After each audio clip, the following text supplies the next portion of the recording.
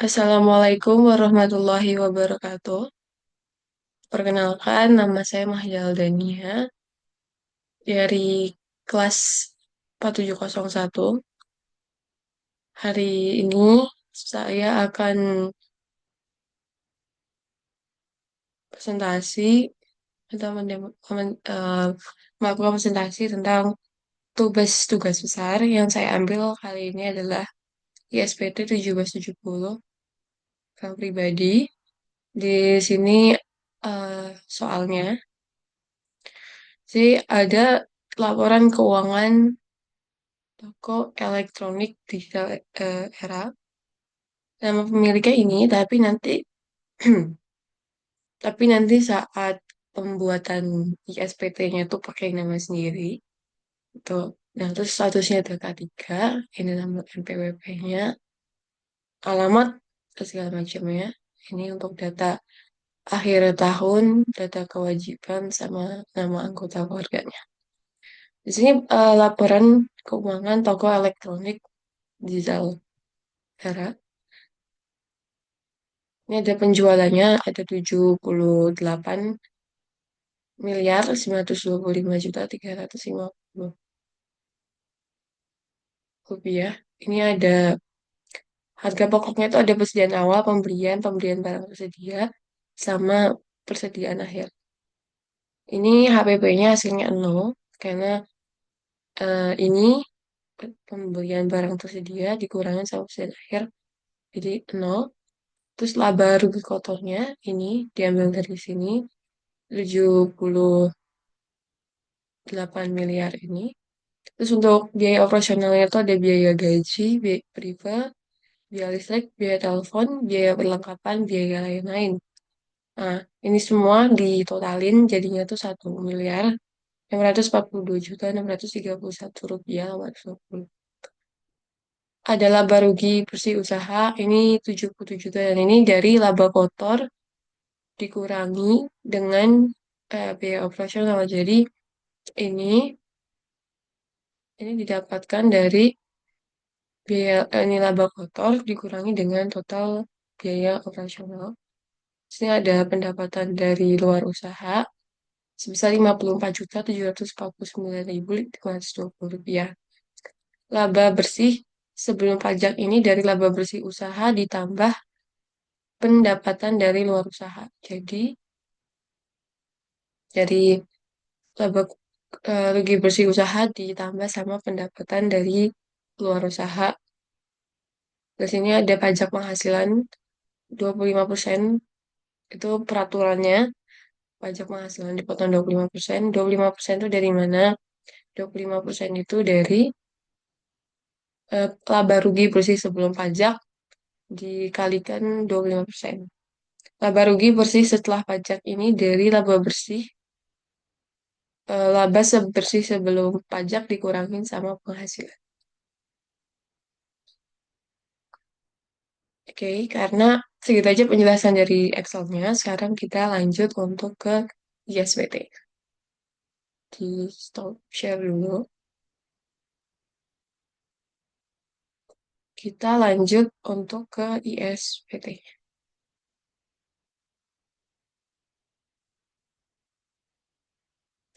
Sebelum membuat cash, sebelum itu kita buat database baru untuk membuat ISBT-nya.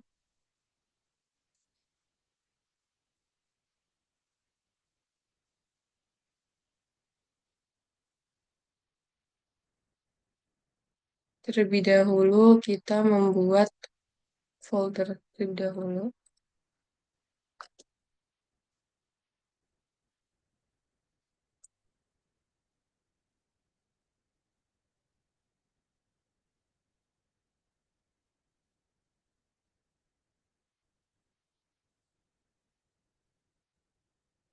Setelah itu,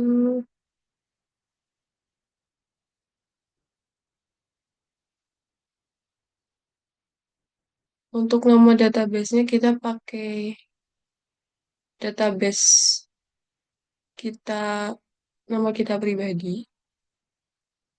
Gitu.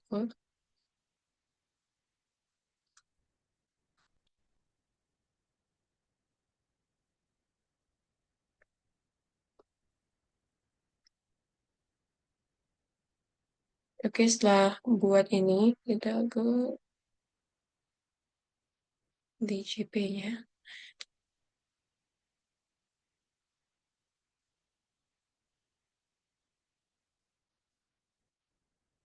Oke.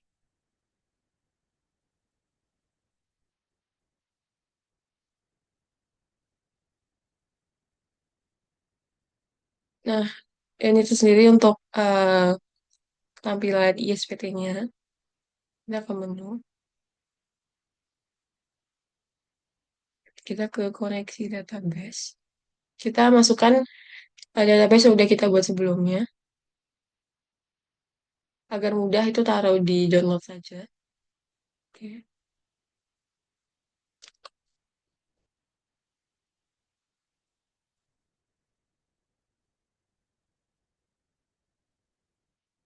Oke, NPWP-nya sepertinya seperti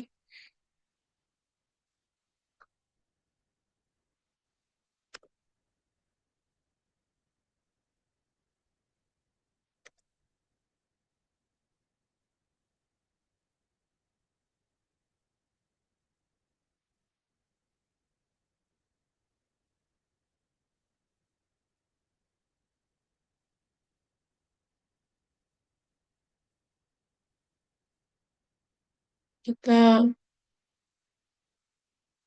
isi nomor telepon. Untuk nama wajib pajak itu kita ganti pakai nama sendiri.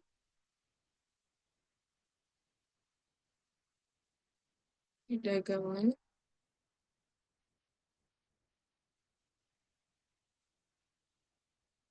Oke, sudah.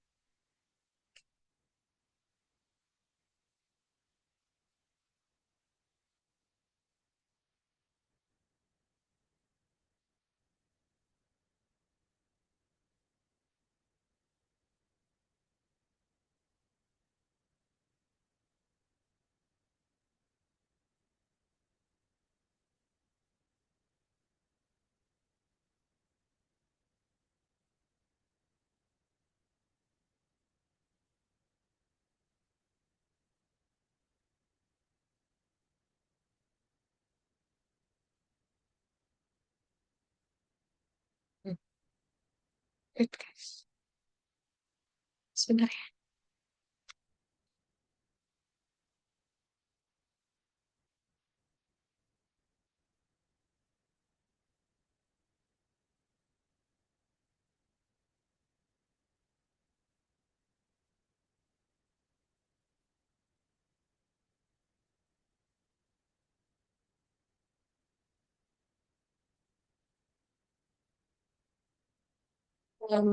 Karena hasilnya itu di atas 4,8, jadi maka kita taruh di sini ke pembuka.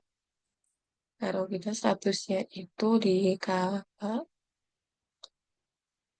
Untuk NPWP-nya kita samakan saja seperti di FS.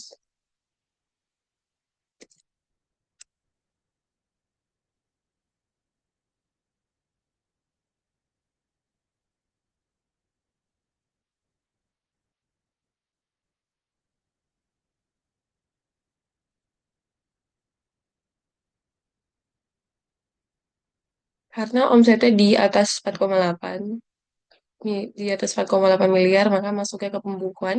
Jika kurang dari 4,8 miliar, maka masuknya ke dalam pencatatan. NPWP-nya tidak valid. Sebentar.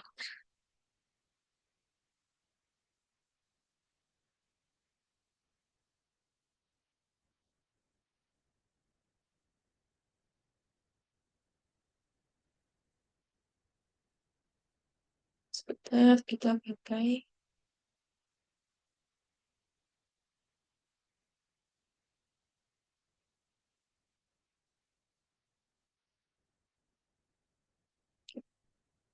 Kita ganti NPWP-nya.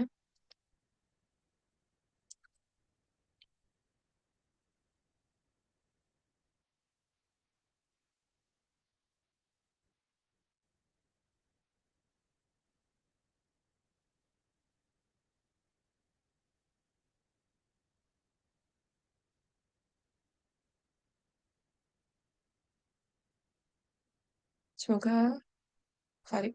Oke. Karena kalau sudah ini, kita masuk ke buat ISPT baru. Di sini tahun 2000, kan terus tahun 2023. Oke. Setelah itu kita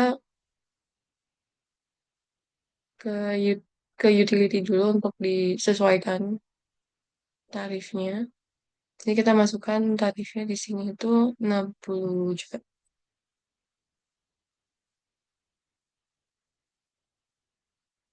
Oke, kita lanjutkan. Ini kita ganti 5 miliar.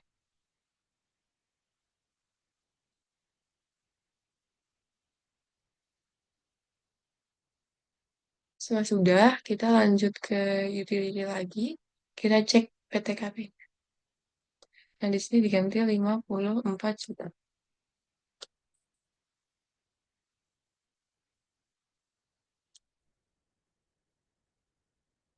Nanti 2018, ini diganti 2007.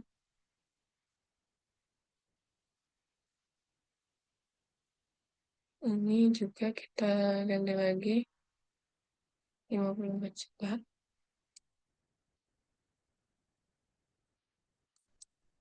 Ini 4 juta 500.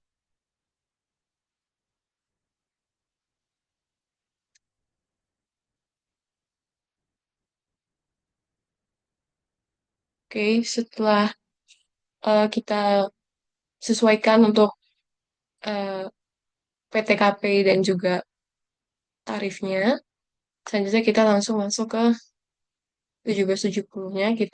Yang kita isi adalah lampiran 4 terlebih dahulu. Seperti ini. Jadi langsung kita isi aja. Oke. Namanya itu yang pertama tadi itu adalah namanya Sarah. Nicknya itu kita copy paste aja dari Excel. Oke,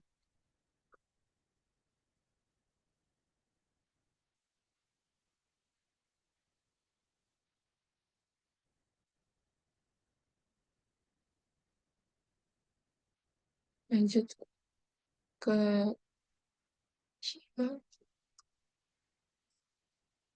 ke Rafif selanjutnya. Kita isi data terlebih dahulu. Nicknya,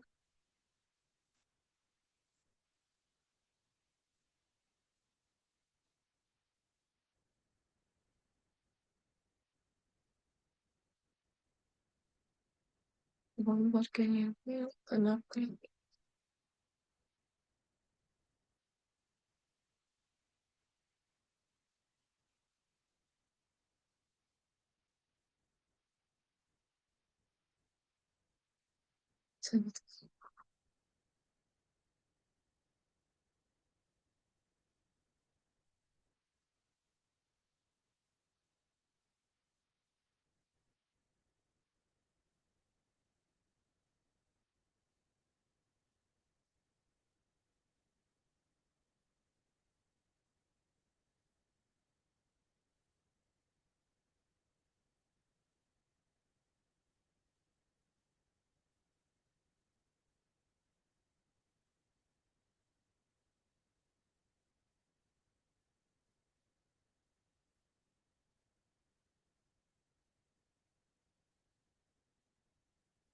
Saya tulis alamat itu cabang Buah Batu saja.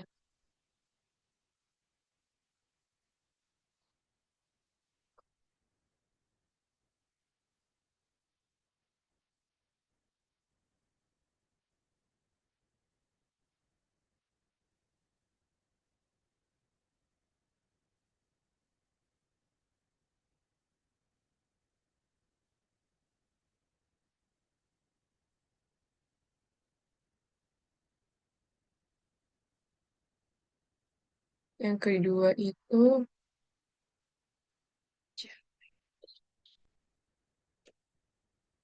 BCA Finance. Alamatnya tulisannya cabang Buah Batu.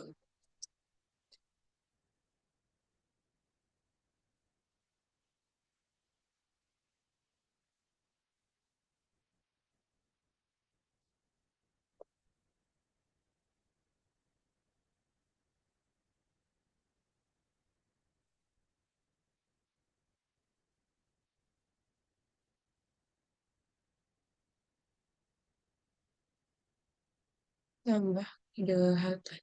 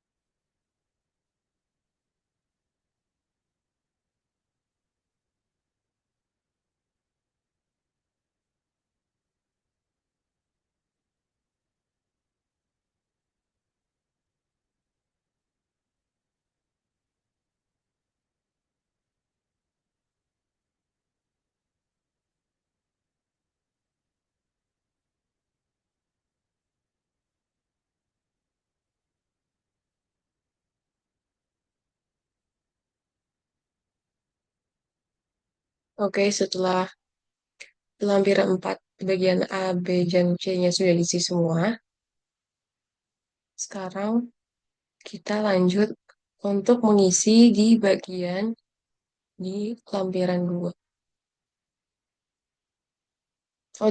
Kita isi di bagian lampiran 3. Oke. Untuk di bagian 3 sendiri itu,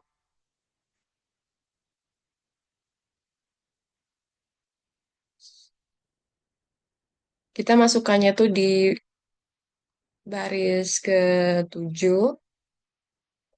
baris ke-9, dan terakhir itu ada di baris 17 untuk totalnya sendiri.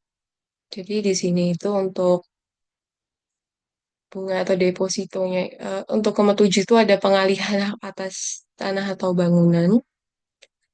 Itu untuk untuk itu PH terutangnya itu untuk DPP-nya ada 450 juta.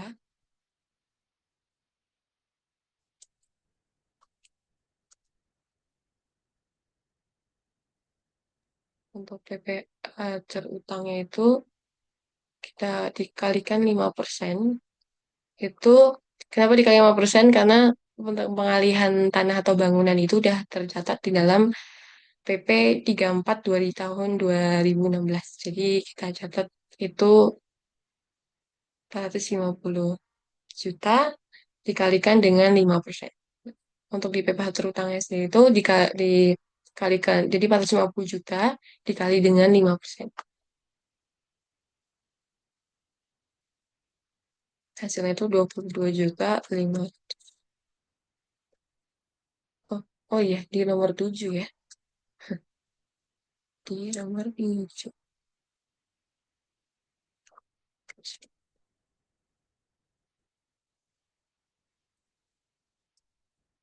Dikalikan 5% itu berarti 27 juta 500.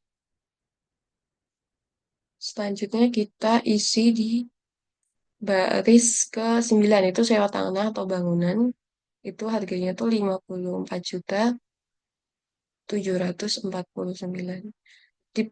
Untuk sewa tanah atau bangunan itu dipotong 10% karena PP 34 tahun 2017. Di sini,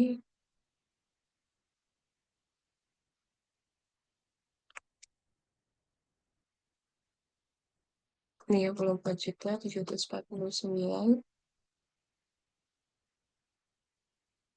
520. Nah, di sini dipotong pajaknya itu 10%, jadinya tuh 5.474.905.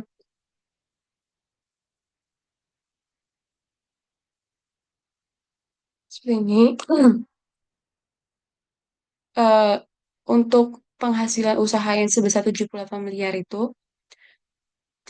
dengan pajak 25% itu tuh nggak dimasukin di lampiran ketiga ini, karena itu nanti masuknya ke induk.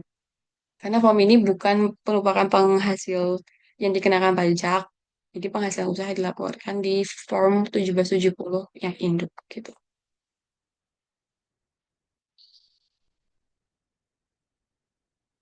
Jadi setelah ini, setelah sudah diisi untuk lampiran bagian yang B dan C-nya sendiri itu nggak ada. Jadi kalau misalkan tidak ada, sudah diisi semua bagian. A-nya kita simpan. Setelah kita simpan, kita lanjut untuk pengisian di lampiran pertama. Oke, lampiran pertama bagian A ini itu sebesar, sebentar,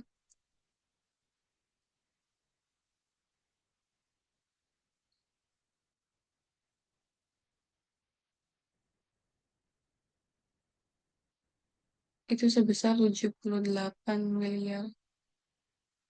Sebenarnya kalau bisa di copy paste aja ya, biar nggak terlalu ribet. 78,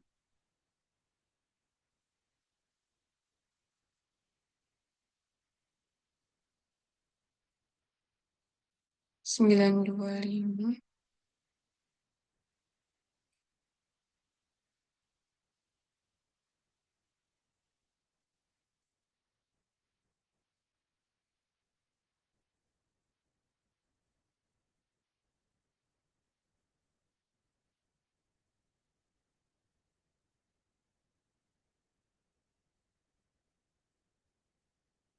Terus untuk harga pokoknya sendiri itu 0. Untuk laba ruginya itu sama 78. Nah, untuk biaya usahanya itu kita dapatkan itu dari yang di Excel tadi itu dari laba rugi kotor dikurangi dengan total biaya operasional. Hasilnya 1 miliar. Sedikit diisikan dulu di sini.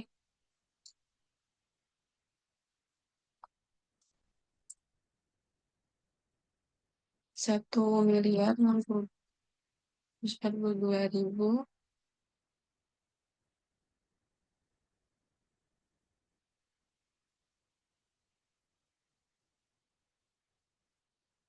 Kita cek dulu hasilnya apakah sama.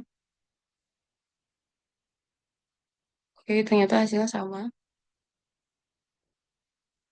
Seperti di Excel. Nah, untuk hasil sendiri itu 77 miliar ini, itu kalau di Excel itu dari laba rugi bersih jatuhnya. Karena laba kotor dikurangi dengan total biaya operasionalnya. Setelah itu kita lanjut bagian untuk A2 dan A3 dan A4 yang nggak diisi. Lanjut kita ke bagian D-nya. Untuk penghasilan lainnya itu kita isi 54 juta.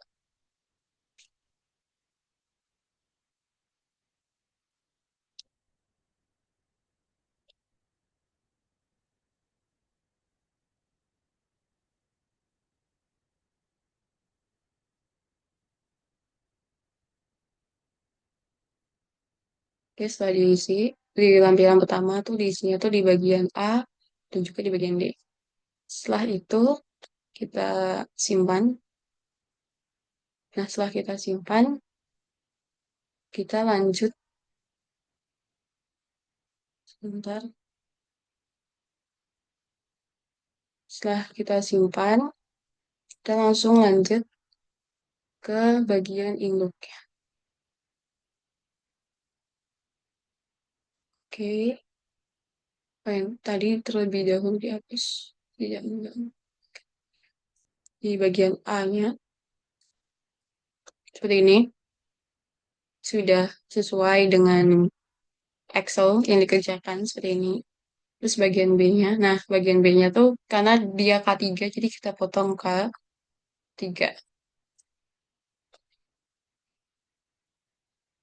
Karena dia K3, jadi kita potong. Terus kita ke bagian C dan bagian. Nah, kita isinya tuh hanya sampai bagian B aja. Karena tanggungannya 3, jadi ditulisnya itu ada K3. Untuk semuanya sudah sesuai dengan yang ada di Excel, perhitungannya di Excel. Setelah semuanya sudah, kita simpan. Jadi yang diisi untuk di 17.7 ISPT 1770 itu hanya di bagian lampiran 4-nya 4, bagian 3, dan bagi lampiran 3 ini yang diisi hanya di bagian A, nah bagian B dan C-nya tuh tidak diisi.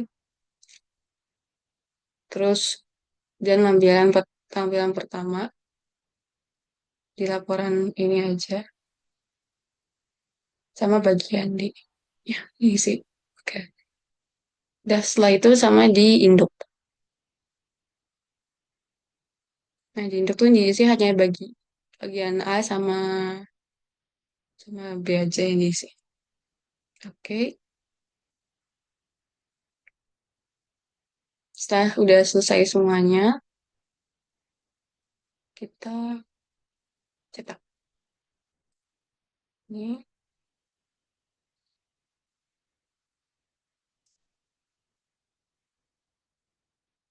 seperti ini.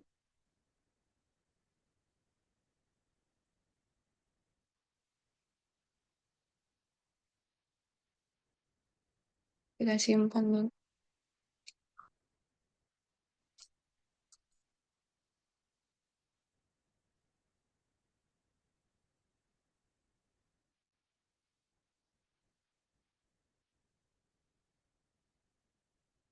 Oke. Semoga sudah tersimpan ya.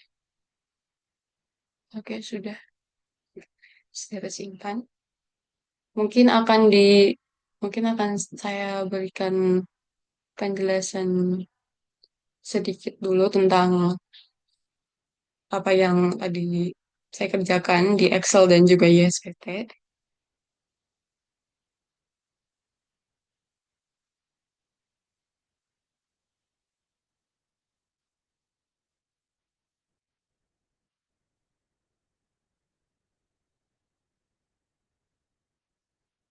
Jadi tadi untuk laba bersih sebelum pajak itu kan ada 77 miliar 337 468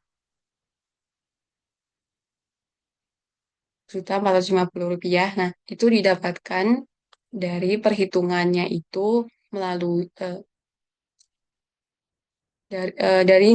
melalui laba rugi kotor dikurangi eh pendapatan laba rugi bersih usaha ditambah dengan pendapatan dari luar usaha gitu. Terus kenapa tarif PPh-nya dipotong 25%? Itu sesuai aturan pajak di Indonesia untuk perusahaan besar gitu. Jadi untuk statusnya sendiri itu ada K3 karena punya 3 tanggungan.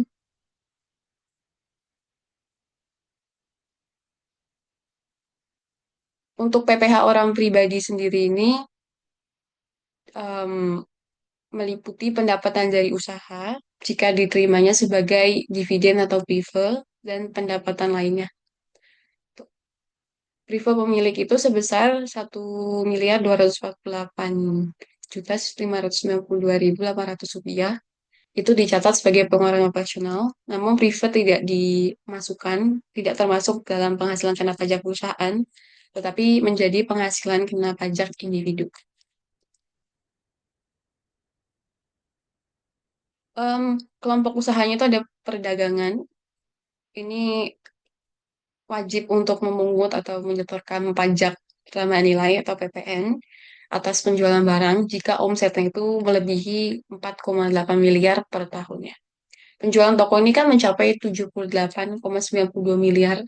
Jadi sehingga wajib untuk menyetorkan pajak dan ini termasuk di ISPT itu masuknya ke dalam pembukuan jika lebih dari 4,8 miliar. Kalau kurang dari 4,8 miliar itu masuknya ke dalam pencatatan. Pajak final untuk UMKM itu opsional. Jika pemilik mendaftarkan usaha sebagai UMKM dengan omset di bawah 4,8 miliar, tarif pajak finalnya adalah 0,5%. Namun untuk omsetnya kan itu 78,92 miliar, usaha ini dikenai pajak umum, bukan final.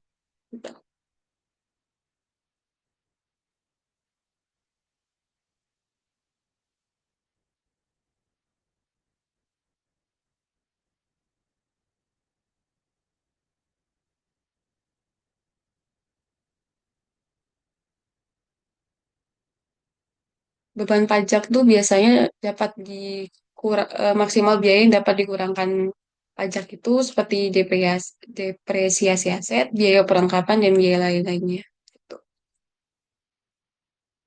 Dan juga operasionalnya sudah diakui sepenuhnya untuk menurunkan laba kena pajak. Gitu.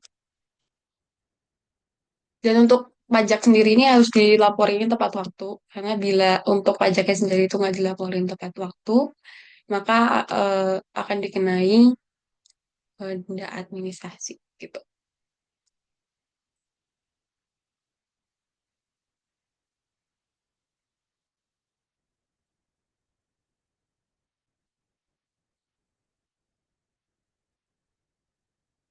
Dan juga di sini kan pemiliknya itu kan Fajar Ramadan atau bisa ditamakan atas nama sendiri. Itu tuh reviewnya tuh pengambilan labanya tuh untuk usaha untuk keperluan pribadi dalam pajak itu ada bagi perusahaan private dianggap sebagai pengurangan ekuitas bukan pengurangan laba kena pajak. Kalau bagi pemilik itu private dihitung sebagai penghasilan tambahan dalam PPh orang pribadi.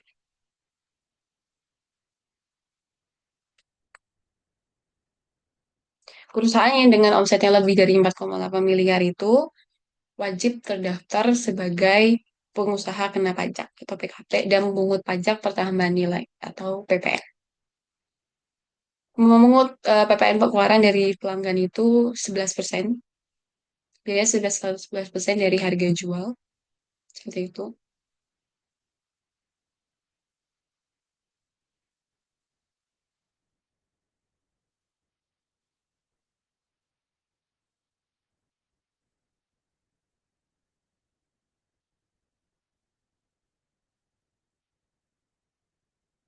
Kalau misalkan untuk perhitungan depresiasi asetnya sendiri itu, tadi kan ada mobil Fortuner sama motor PCX ya.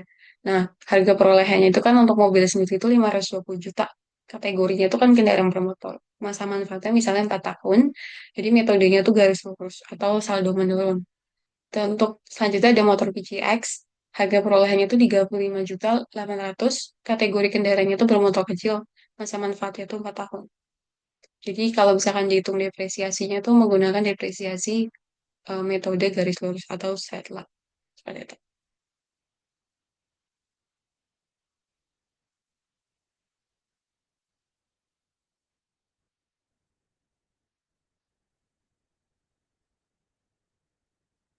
Mungkin segitu dulu penjelasan dari saya.